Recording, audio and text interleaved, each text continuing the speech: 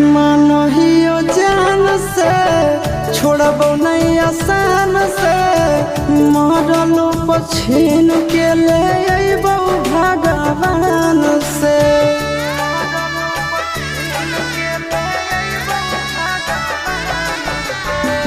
मानहियो जान से छोड़बो नहीं आसान से मरलो पछीन के ले अइबो भगवान से।